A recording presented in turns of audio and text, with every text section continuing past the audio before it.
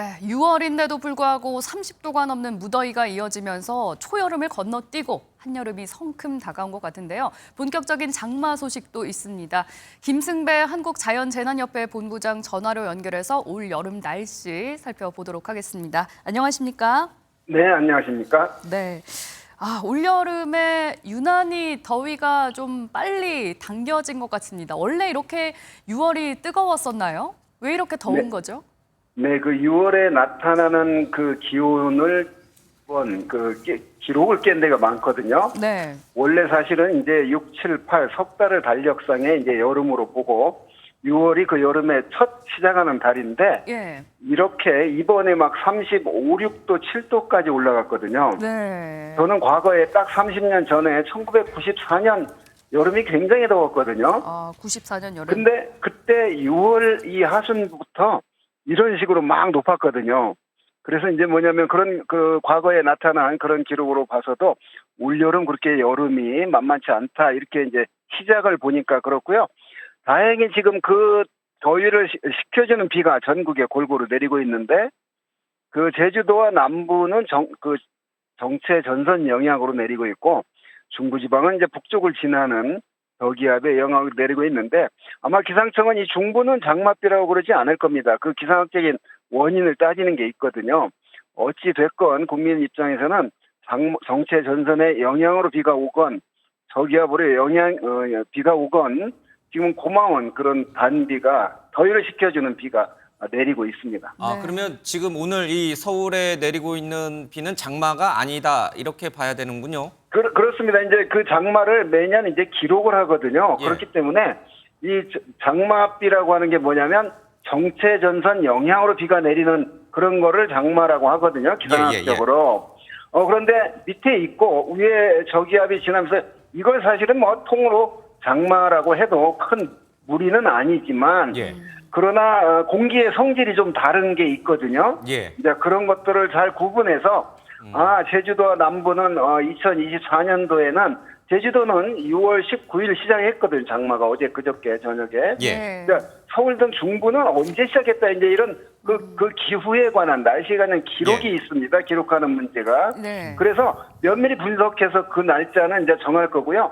어찌됐건 이게 서울은 장맛비가 제가 보기에는 아직은 정체전선 영향으로 예. 비가 시작이 된 게 아니기 때문에 아니라고 보는데 그건 뭐 사람마다 의견이 다를 수가 있습니다. 예. 뭐 장마라고 부를 것이냐 장마가 아니라고 부를 것이냐는 사실 그렇게 큰 중요한 문제는 아닌 것 같고 네. 어쨌든 이 무더웠던 이 폭염을 좀 꺾어주는 거여서 좀 반갑습니다. 근데 네. 비가 오늘 내일 주말에 그치면 네. 다시 더워져요? 그렇습니다. 지금은 이제 6, 7, 8 동안은 비가 오지 않으면 항상 덥습니다. 예. 그러니까 이 비가 그동안 더웠던 공기를 식혀준 건 분명히 식혀주는 역할을 했는데 이 구름, 지금 구름이 덮여 있고 비가 오고 있기 때문에 오늘 낮 기온은 그게 크게 오르지 않았거든요. 네. 이 구름만 거치면 바로 그냥 강한 햇빛에 의해서 기온이 35도 아이고야. 휙 올라가는 그런 이제 여름철 날씨의 특징이기도 합니다. 그래서 네. 지난 2, 3일 전에 보였던 그 더위가 끝났다 이렇게 생각하면 안 되고 구름이 더 있고 비가 오기 때문에 일시적으로 기온이 오르는 현상이 멈췄다 이렇게 봐야 되겠습니다. 예. 더위가 이제 시작이라는 말씀이시군요. 네. 작년에도 그렇고 사실 장마 공식이 많이 깨지면서 네. 이제 예측하기가 점점 더 어려워진 것 같습니다. 올여름의 장마는 어떻게 전망을 하고 계시는지요?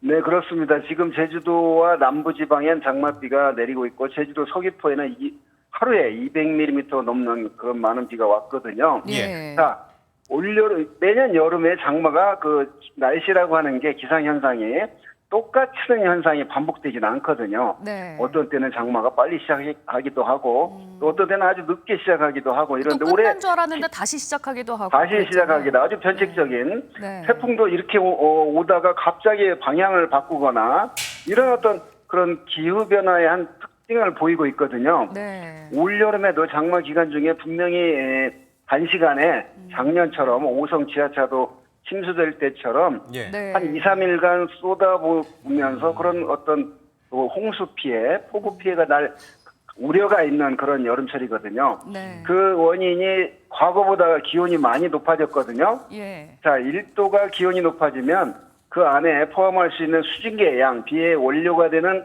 수증기의 양이 6에서 한 7%가 늘어납니다. 예. 네. 그런데 이게 원인만 제공이 되면 이제 비를 쏟아붓는데 이게 2년 전에 서울의 그 집중호우 또 작년에 그 충북 지방의 집중호우 이런 걸로 나타났는데 네. 올해 역시도 장마 끝날 때까지 지금 막 시작했거든요. 예. 예. 앞으로 한 달여 분명히 어딘가에서는 또 넘치고 부서지고 무너지고 이런 폭우 피해가 나타날 가능성이 높은 그런 여름을 앞두고 있습니다.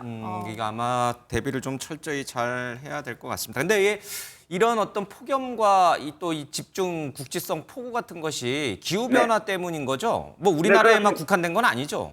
그러니까 이제 과거에 우리나라의 여름철에 이런 비가 뭐 안 오고 이러진 절대 않았습니다. 예. 네. 과거보다 이제 기후 변화로 지구가 따뜻해지고 있으면서 공기와 접하고 있는 바닷물의 온도가 대서양, 인도양, 태평양 바닷물의 온도가 따뜻해졌거든요. 네. 그러니까 더 많은 수증기가 증발이 되고 더 폭염이 많이 나타나는데 과거에 그러니까 저 북극에서 이런 막 비가 많이 오고 이러면 분명한 대단한 이변이지만 우리나라의 여름철 날씨가 이제 원래 이렇게 국지적인 집중호우가 많이 내리고 예. 일시적으로 기온이 여름철에 35도 이상 오르는 그런 지역이었습니다. 예. 그런데 과거보다 더 그런 발생 횟수가 많아졌다는 게 기후변화의 한 단면이죠. 아, 그러니까 우리나라에서 나타나서는 안 될 기온들이 나타나거나 우리나라에서 내리지 않을 양의 비가 내리는 건 절대 아니고요.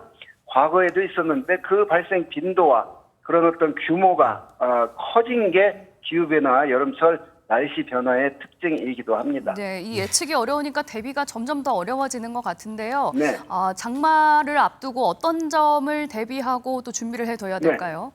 네, 장마 기간에는 이제 국지적으로 많은 비가 내리는 거거든요. 네. 그러니까 한 2-3시간에 많이 쏟아붓는 그런 비도 우려가 되고 또 그렇게 2-3시간에 쏟아붓는 비는 아니지만 2-3일 동안 계속적으로 내리는 비 이런 게 발생하면 늘 나타나는 게 네. 지하차도 침수 또 아파트 지하 주차장 침수 뭐 이런 거거든요. 예. 또 작년처럼 지금 어떤 재방 공사를 하고 있는데 여름철 앞두고 그 부실한 것은 빨리 그걸 대비를 해야 되거든요. 예. 작년에 그런 어떤 재방 공사를 임시로 막아놓은 것이 터지는 바람에 지하차도가 침수가 돼서 많은 인명 피해가 있었습니다. 네. 이렇게 지금은 이제 제발 웬만하면 그런 어떤 집중호우로 피해가 예상되는 건데 일시적으로 공사를 중단한다거나 빨리 보강을 한다거나 지하 주차장에 물이 잘 빠지도록 점검을 한다거나 이런 대비가